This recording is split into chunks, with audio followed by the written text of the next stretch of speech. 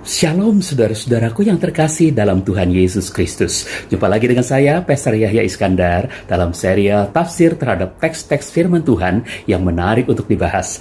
Dalam video kali ini, saudara-saudaraku, saya akan mengupas tema sesudah meninggal, bagaimanakah perjalanan roh orang yang tidak percaya. Sesudah meninggal, bagaimanakah perjalanan roh orang yang tidak percaya.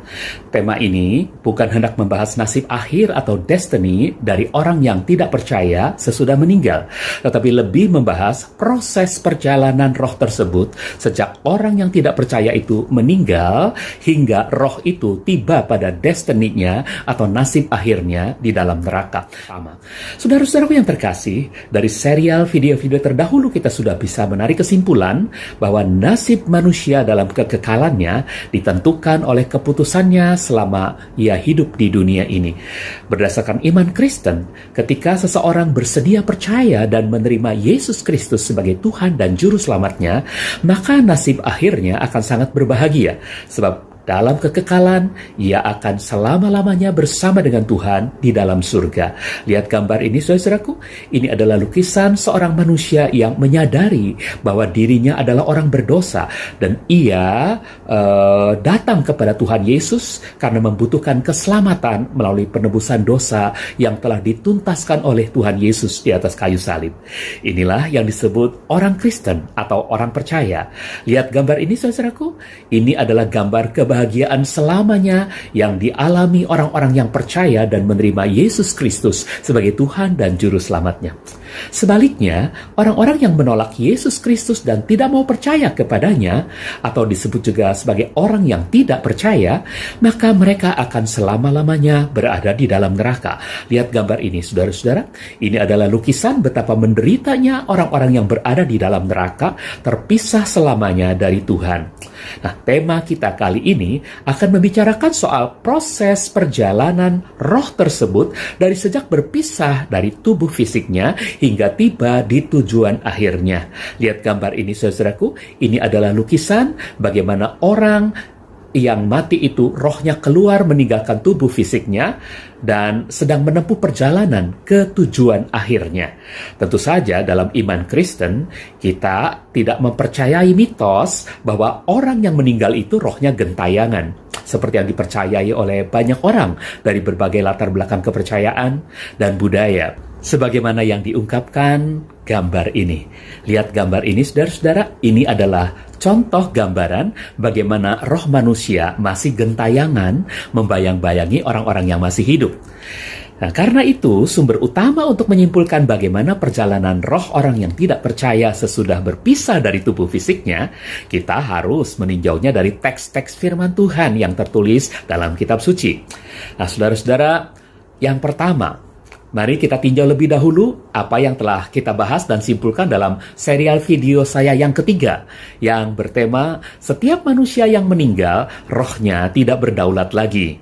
Nah, dalam serial video tersebut sangat jelas dibuktikan bahwa orang yang tidak percaya yang meninggal, rohnya tidak bisa lagi dengan bebas menentukan kemana ia akan pergi. Sebab semua roh orang yang telah meninggal itu berada dalam genggaman dan kuasa tangan Tuhan sepenuhnya untuk ditempatkan berdasarkan keputusan yang telah dipilih dan ditentukannya selagi orang itu masih hidup di bumi. Sebagaimana yang tertulis dalam Wahyu 20 ayat 12. Wahyu 20 ayat 12. Aku melihat orang-orang yang telah mati, kecil dan besar, berdiri di hadapan Elohim, lalu dibukalah gulungan-gulungan kitab, juga sebuah gulungan kitab yang lain, kitab kehidupan pun dibuka. Selanjutnya, orang-orang yang telah mati itu dihakimi menurut apa yang tertulis di dalam gulungan-gulungan kitab itu, sesuai dengan perbuatan-perbuatan mereka. Nah, lihat gambar ini, saudara-saudaraku.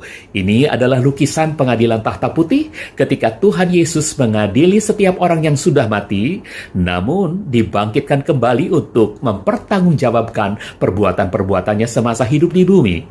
Nah, saudara, dalam ayat di atas tidak dijelaskan secara runut proses perjalanan roh orang yang tidak percaya tersebut. Sejak saat meninggalnya hingga saat terjadinya pengadilan tahta putih itu. Nah, yang kedua, Kita juga perlu memahami adanya kerajaan damai 1000 tahun di bumi ini sebelum terjadinya penentuan nasib manusia dalam kekekalan. Dengan memahami adanya kerajaan damai 1000 tahun di bumi ini, sebagaimana yang tertulis dalam Wahyu 20 ayat 6 dan Wahyu 20 ayat yang kelima, maka kita akan semakin mudah memahami proses perjalanan roh orang yang tidak percaya yang sudah meninggal itu.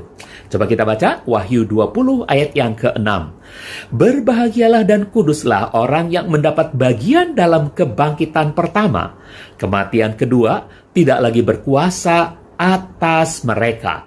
Sebaliknya, mereka akan menjadi imam-imam Elohim dan Hamasiah yang akan turut memerintah bersamanya selama 1000 tahun. Wahyu 20 ayat yang kelima, Wahyu 20 ayat yang kelima, inilah kebangkitan pertama. Namun orang-orang mati selebihnya, mereka tidak bangkit sebelum masa 1000 tahun itu digenapi. Saudara, dari kedua ayat di atas disebutkan istilah kebangkitan pertama. Apa kebangkitan pertama itu? Kebangkitan pertama adalah kebangkitan orang-orang percaya untuk mengalami rapture, untuk menjadi mempelai wanita dalam pernikahan anak domba, dan untuk mengalahkan antikris bersama dengan Kristus mengalahkan antikris, dan untuk turut memerintah bersama Kristus selama 1000 tahun dalam kerajaan damainya di bumi ini. Sedangkan orang-orang mati selebihnya tentulah orang-orang yang tidak percaya. Mereka baru akan dibangkitkan setelah masa 1000 tahun itu berakhir. Sehingga mereka disebut mengalami kebangkitan kedua dengan jeda waktu berkisar 1000 tahun. Lihat gambar ini, saudaraku. Ini adalah gambaran yang membandingkan antara kebangkitan pertama dengan kebangkitan kedua yang berjarak kira-kira 1000 tahun lamanya. Dengan diketahuinya kebangkitan kedua bagi orang-orang tidak percaya yang baru terjadi kira-kira 1000 tahun setelah kebangkitan pertama yang terjadi bagi orang-orang percaya, maka yang jadi pertanyaan kita sekarang adalah, di manakah roh orang yang tidak percaya itu berada? Dalam rentang waktu setelah ia meninggal sampai saat orang percaya dibangkitkan dalam kebangkitan pertama. Nah, saudara-saudara, untuk menjelaskan hal ini, saya coba tampilkan sketsa gambar berikut ini. Perhatikan gambar ini, saudara-saudaraku. Pada gambar ini, kita melihat orang-orang meninggal itu terdiri dari dua golongan. OP, orang percaya, dan OTP, orang tidak percaya. Untuk roh-roh orang percaya yang meninggal, tempat transitnya adalah Firdaus. Sedangkan untuk roh-roh OTP, orang tidak percaya yang meninggal, nama tempat transitnya masih menjadi tanda tanya. Lalu, semua roh-roh orang yang meninggal itu, baik OP maupun OTP, akan mengalami kebangkitan. Namun, ada bedanya. Roh-roh OP mengalami kebangkitan pertama, sedangkan roh-roh orang tidak percaya akan mengalami kebangkitan kedua. Yang mengalami kebangkitan pertama, destinasinya surga, sedangkan yang mengalami kebangkitan kedua, destinasinya neraka. Nah, saudara-saudaraku, sketsa gambar ini masih memberi tanda tanya terhadap nama tempat transit roh-roh orang tidak percaya yang meninggal. Saudara yang terkasih, sebetulnya dalam sketsa gambar langit yang pernah saya tampilkan pada serial video terdahulu, saya sudah menuliskan nama tempat transit bagi roh orang tidak percaya sesudah meninggal, yaitu Hades. Lihat gambar ini, saudaraku. Ini adalah gambar langit yang bertingkat-tingkat sebagaimana yang diungkapkan Rasul Paulus dalam 2 Korintus 12 ayat yang kedua. Pada langit tingkat pertama, di situ kita membaca nama Hades dalam dunia orang mati. Nama Hades ini berasal dari bahasa Yunani, dan ke dalam bahasa Indonesia diterjemahkan menjadi alam maut sebagaimana tertulis dalam Lukas 16 ayat 23. Lukas 16 ayat 23, di alam maut, Hades, sementara orang kaya itu merasa tersiksa, ia melayangkan pandangannya dan di kejauhan ia melihat Abraham, juga Lazarus yang ada di pangkuannya. Dalam perjanjian lama atau dalam bahasa Ibrani, nama Hades atau alam maut ini disebut Sheol. Beberapa teks perjanjian lama yang menyebut Sheol ternyata mengandung pengertian yang sejajar dengan penafsiran saya terhadap teks-teks yang telah saya kutip sebelumnya. Karena itu, mari kita coba periksa beberapa ayat di bawah ini, saudara-saudaraku. Yang pertama, kita melihat Ayub 26 ayat yang kelima. Ayub 26 ayat yang kelima. Roh-roh orang mati akan menggeliat di alam maut, Sheol. Begitupun samudra dan penghuninya. Ayat ini sangat cocok dengan perumpamaan orang kaya dan Lazarus yang tertulis dalam Lukas 16 ayat 23. Di sini dikatakan bahwa roh orang mati itu akan menggeliat di alam maut. Sementara dalam Lukas 16 ayat 23, roh orang kaya itu merasa tersiksa. Lihat gambar ini, saudara. Ini adalah lukisan perumpamaan Lazarus dan orang kaya. Dalam gambar ini terlihat orang kaya itu merasa tersiksa, atau dalam istilah Ayub tadi, menggeliat.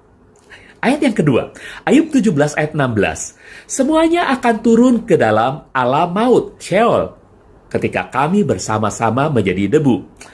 Ayat ini mengatakan bahwa semua manusia akan menjadi debu. Tentu fisiknya setelah mereka meninggal. Sementara rohnya turun ke dalam alam maut, Sheol. Jadi tidak gentayangan kemana-mana. Bukankah ini sama maknanya dengan Pengkhotbah 12 ayat 7 yang pernah saya ungkapkan? Pengkhotbah 12 ayat 7, debu akan kembali kepada tanah seperti sebelumnya, dan roh kembali kepada Tuhan yang telah mengaruniakannya. Rohnya kembali kepada Tuhan, artinya dalam kuasa dan kedaulatan Tuhan, roh itu akan ditempatkan di alam maut, Sheol. Yang ketiga, ayat ketiga dari Ayub 7 ayat 9. Ayub 7 ayat 9, bagaikan awan yang memudar dan menghilang, begitupun orang yang turun ke alam maut, Sheol, tidak akan balik kembali. Ayat ini mengatakan bahwa roh yang sudah turun ke alam maut, ke Sheol, tidak bisa balik kembali. Artinya apa? Artinya setiap orang yang meninggal, rohnya tidak bisa sesukanya masuk kembali ke dalam tubuhnya, lalu ia hidup kembali. Bukankah hal ini sejajar dengan tema dalam video saya terdahulu? Setiap manusia yang meninggal, rohnya tidak berdaulat lagi. Lihat gambar ini, saudaraku. Ini adalah gambaran tangan Tuhan yang memegang roh dan mengendalikan sepenuhnya setiap roh orang yang meninggal itu. Sehingga tidak mungkin roh itu bisa semaunya balik kembali ke dalam tubuhnya yang sudah mati itu. Ayat yang keempat, dari 1 Samuel 2 ayat yang ke-6. 1 Samuel 2 ayat yang ke-6, Yahweh-lah yang mematikan dan menghidupkan, yang menurunkan ke alam maut, Sheol, dan yang mengangkat dari sana. Ayat ini menjelaskan tentang kedaulatan Yahweh untuk mematikan dan menghidupkan manusia, bahkan untuk menurunkan roh manusia ke alam maut dan mengangkatnya pula dari sana. Hal ini sangat selaras dengan kesimpulan yang saya nyatakan pada video-video saya yang lalu, yakni bahwa manusia sekalipun makhluk kekal, ia bukanlah maha kekal. Ia makhluk ciptaan Tuhan yang sepenuhnya berada dalam kuasa dan kedaulatan Tuhan. Jadi meskipun Tuhan memberinya free will, kehendak bebas, namun kehendak bebas itu hanya berlangsung sampai batas sesaat sebelum ajalnya tiba. Sehingga ia tidak berkuasa bahkan untuk menolak datangnya kematian. Juga sesudah kematian, rohnya benar-benar tidak berdaulat lagi. Hanya Yahweh lah yang berdaulat penuh untuk menurunkan ke alam maut dan kelak mengangkatnya pula atau membangkitkannya kembali dari sana. Untuk apa ia dibangkitkan? Untuk diperhadapkan pada pengadilan tahta putih, Wahyu 20 ayat 13. Maka laut menyerahkan orang-orang mati yang ada di dalamnya, dan maut serta alam maut menyerahkan orang-orang mati yang ada di dalamnya. Kemudian mereka masing-masing dihakimi menurut perbuatan-perbuatan mereka. Lihat gambar ini, saudaraku. Ini adalah gambaran orang-orang yang masing-masing dibangkitkan dari alam maut, dari Hades, dari Sheol. Lihat pula gambar ini, saudaraku. Di sini terlihat berbondong-bondong manusia yang telah dibangkitkan itu digiring Tuhan untuk diperhadapkan pada pengadilan tahta putih. Nah, saudaraku yang terkasih, sekarang untuk menjelaskan urut-urutan proses perjalanan roh orang tidak percaya yang sudah meninggal, saya akan coba memakai ilustrasi dari perumpamaan Tuhan Yesus tentang Lazarus dan orang kaya. Tetapi ilustrasi ini digunakan harus dengan asumsi, dan asumsinya adalah sebagai berikut. Yang pertama, Lazarus sebagai representasi dari orang-orang percaya. Jadi ketika saya menyebut Lazarus dalam ilustrasi ini, maka maksudnya adalah seluruh orang-orang percaya. 2. Orang kaya sebagai representasi dari orang-orang tidak percaya. Jadi ketika saya menyebut orang kaya dalam ilustrasi ini, maksudnya adalah seluruh orang-orang tidak percaya. Yang ketiga, Tuhan penguasa alam semesta dalam berkarya bisa saja diwakili oleh malaikatnya atau oleh kuasa firman-Nya. Jadi ketika saya mengatakan Tuhan sendiri dalam ilustrasi ini, maka maksudnya adalah bukan Tuhan sendiri ansih, atau bukan melulu Tuhan sendiri. Sebab Bisa jadi itu adalah malaikatnya atau firman-Nya yang mewakili dia.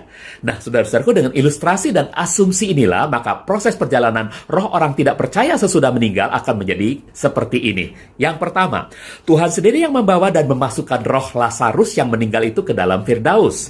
Dan roh orang kaya yang meninggal itu ke dalam alam maut atau Hades atau Sheol. Yang kedua, alam maut, Hades atau Sheol adalah tempat transit atau tempat menunggu bagi roh orang kaya itu. Dan di tempat itu, orang kaya itu pun sudah merasa tersiksa. Yang ketiga, roh orang kaya itu ditahan di sana hingga datangnya hari kebangkitan kedua. Selama rentang waktu tersebut, Lazarus sendiri sudah mengalami kebangkitan pertama dengan memakai tubuh kemuliaan pada hari kedatangan Tuhan Yesus kali yang kedua. Selanjutnya, setelah mengalami beberapa peristiwa, Lazarus diajak oleh Tuhan Yesus untuk memerintah manusia di bumi ini selama 1000 tahun dalam kerajaan damainya. Yang keempat, sesudah tenggat waktu tersebut, barulah Tuhan mengambil roh orang kaya itu dari alam maut, dari Hades, dari Sheol, untuk disatukan kembali dengan bekas-bekas tubuh jasadnya, dimanapun kuburnya atau jasadnya pernah binasa.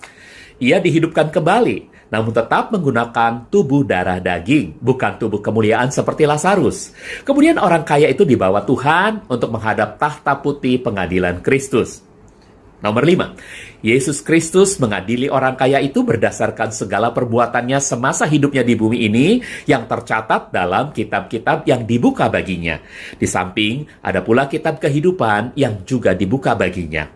Nomor 6, karena nama orang kaya itu tidak tercantum dalam kitab kehidupan, maka orang kaya itu pun akhirnya dilemparkan ke dalam lautan api. Wahyu 20 ayat 15. Jadi, jika seseorang namanya tidak didapati tertulis di dalam kitab kehidupan, maka ia dilemparkan ke dalam lautan api itu. Lihat gambar ini, saudaraku. Ini adalah gambaran orang-orang yang dilemparkan ke dalam lautan api atau neraka. Di sana mereka menderita selama-lamanya. Begitulah kira-kira proses perjalanan roh orang tidak percaya yang meninggal sejak roh itu keluar dari tubuh fisiknya sampai dengan saat dijatuhkannya vonis bahwa namanya tidak tercantum dalam kitab kehidupan. Nah, saudara-saudara yang dikasihi Tuhan, dengan selesainya pembahasan ini, maka selesailah pembahasan kita mengenai tema besar nasib manusia dalam kekekalan. Jika Tuhan kehendaki, pokok bahasan kita selanjutnya adalah saya akan menyoroti kontroversi-kontroversi di seputar kematian hingga kenaikan Tuhan Yesus Kristus. Silahkan saksikan terus. Terima kasih atas atensinya. Tuhan Yesus memberkati kita semua. Haleluya. Amin.